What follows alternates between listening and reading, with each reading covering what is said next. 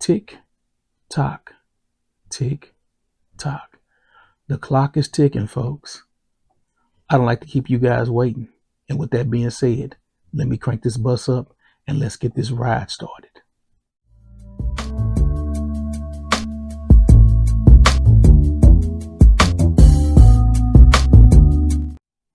What it do, peeps? I'm the Beat Chef. This is the ride. Hit that like, that share, that subscribe button.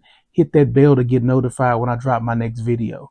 To my new subscribers, thank you for watching. I hope you enjoy the show, and I hope you get something from the content. To my day ones, thank you for helping me build this platform and continue this conversation. So I'm just rolling around like I normally do. All hoopers on the bus today. I had to scoop them up. Sophie Cunningham on the bus once again. Natasha Cloud on the bus. Lexie Brown on the bus. Kaiser Gonzarek on the bus. And Taylor Jones on the bus. In 1986, Patti LaBelle had a hit song with Michael McDonald, On My Own. And at this point in the game, folks, every player is on their own. It's incumbent upon each player to make a decision that is best for them and their needs, because this is a fractured WNBA Players Association, a fractured union. Sophie Cunningham was high on the hog the last few months, bashing the league, talking buku noise, and in December, she announced that she was joining Project B, and then announced that Caitlin Clark, she tried to get her on there and Caitlin Clark denied. And Project B went radio silent. Now Sophie's complaining about the bargaining and how it's not going. But I'm glad she did say one thing. She did say that they get a weekly email. And I told you folks that every week they get a bargaining report every couple of days. I'm glad Sophie cleared that up. Everything they get is a bargaining report. If they hadn't gotten one the last 2 weeks of December, that's because bargaining is over. The league has gave them the best and final offer. They need to present it to the membership, but they're not going to do that because they're still holding out hope on that Ponzi scheme unrivaled. But Sophie, back to you. Why would you be so worried about the CBA negotiations? This is your second go round. You were drafted in 2019, so you were here the first time. But like I've told many of you, a lot of times younger union members don't pay attention to what's going on when it comes to bargaining. That's no different than this time. In 2020, when Sophie Cunningham had 1 year of service, she didn't pay attention to them bargaining reports in 2020. She's paying attention to them now because she hasn't got that check from Project B. See that $2 million that they floated out that everybody's getting? You got to play to get paid. And the last time I checked, they said they're getting something started in Tokyo sometime in April or March. And it's still a hypothetical. So Sophie is now coming down. Like I said, the players will come down to earth. You will start seeing players the next couple of days and weeks. They will start coming down to earth. But the one thing that's going to happen, and it's going to happen, it's going to be a lot of infighting in that Players Association, as it should be. Somebody's got to get bold enough to file charges on that union. But I'm glad Sophie is starting to feel the pressure, and the clock is ticking. Because Sophie's not a young chicken either. Sophie's 29 years old. She's got one mega contract, and that's going to probably be it.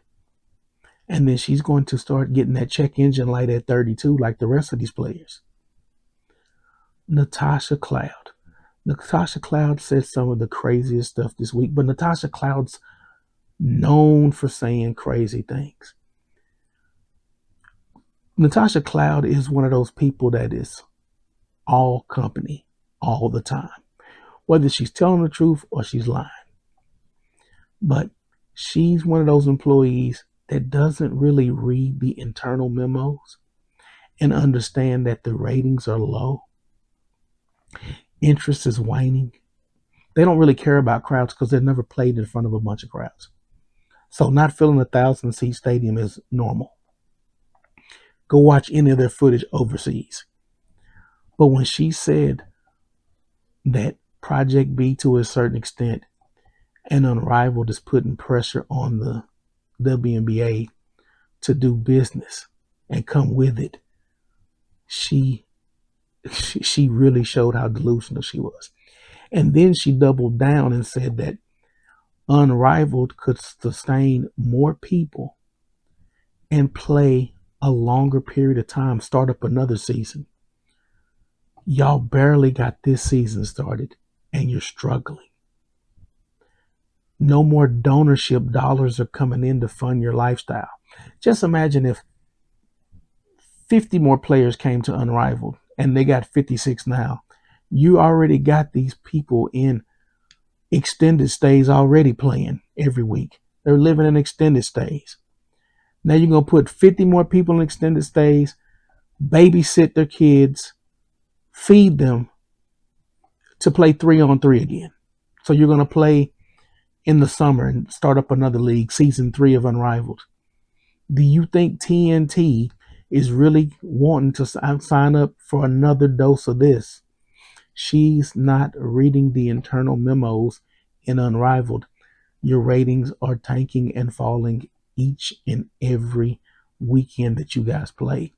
Natasha, read your emails. Check your emails from Brianna. Brianna said she hoped on the Sarah Spain show, Brianna Stewart said she hoped that they would have it resolved by February 1st. February 1st is historic. That was when Abraham Lincoln signed the 13th Amendment to free the slaves. And it is also the start of Black History Month. See, these players want to make history. History will not be made on February 1st unless the owners or them go on strike. Whichever one, I'm ready for it.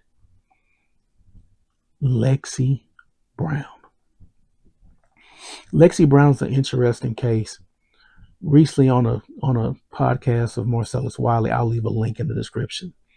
He said he was at the gym. There was a young lady that went to Duke that played for the Seattle Storm that was putting up buckets. And she said, we need to get that deal signed. See, Lexie Brown is one of those players that hasn't made a lot of money. She has played overseas, but she missed a season, almost 2 seasons with Crohn's disease. This is something she's been battling. She battled a whole season with it undiagnosed. And then in 2024, she pretty much lost that season. And last season, she was basically in the doghouse of Noel Quinn and didn't really get to play for the Storm. She's in Athletes Unlimited and she's hooping there. But Athletes Unlimited, 20 to 40,000, 40 and 20,000. Most players, the top players, are going to get 40 to 50 with bonuses and stuff that they get, metrics that they meet. In Athletes Unlimited, that money will go fast, especially when you got a medical condition and you got to go to the doctor. And if you get locked out, your insurance is cut off. So Lexie Brown has something to play for. And she really has something that she needs insurance. All these other leagues aren't offering insurance. They always talk about the money. They don't talk about the benefits. That's the reason why these players keep on pitching a fit about the W. Because, yeah, they can go make some money over here, pay the taxes on it, come back. But there ain't nothing like all that free money, those free benefits, that free rental, that free housing that they get. All that. They don't talk about that. But Lexie, my advice to you is simple. You're one of the few players with Kalani Brown that got a contract going into next year. So if the season starts, your money's already set. You already know what you're going to get. That was a smart move, especially with the health situations that you got. file against your union. File, just send in the paperwork. Labor board violations, that's it. You're running out of time. That clock is ticking. Kaiser Gondrzak, another player that's in Athletes Unlimited. Athletes Unlimited starts on February 1st. They use the WNBA's app to stream their games. So they, like I said, they have a pseudo relationship with the WNBA. Kaiser was practicing, getting ready for Athletes Unlimited, tore her Achilles.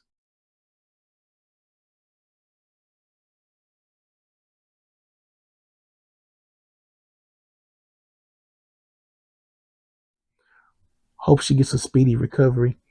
Kaiser is one of those players I told you about that kind of got forced out the league. First round pick, really hasn't found her home, but she was in Chicago in 2024 with Angel Reese. And I told you this league is very funny. Kaiser's a model, beautiful woman. They were trying to really make Angel Reese the focal point of that team. And so they got rid of her. They cut her a couple games into the season just to get her out of the spotlight and let Angel Reese have all the spotlight. But this is another one of those players that should have got a better chance, got into a situation with stable ground, and got a chance to actually prove herself. Now, the timing of this injury, you're going to miss the Athletes Unlimited season. You're guaranteed to miss the WNBA season, and you'll have to wait until next winter to try to get on with a team. And that's if you get through rehab and come back from the injury. There's no guarantees with anything. But it's sad to see that she got hurt trying to keep her hoop dreams alive. She's 29 years old. Like I said, that 32 comes quick. The check engine light. 29 coming off of Achilles. Praying for you. But that's a tough one. Last but not least, Taylor Jones. I saw this story this morning.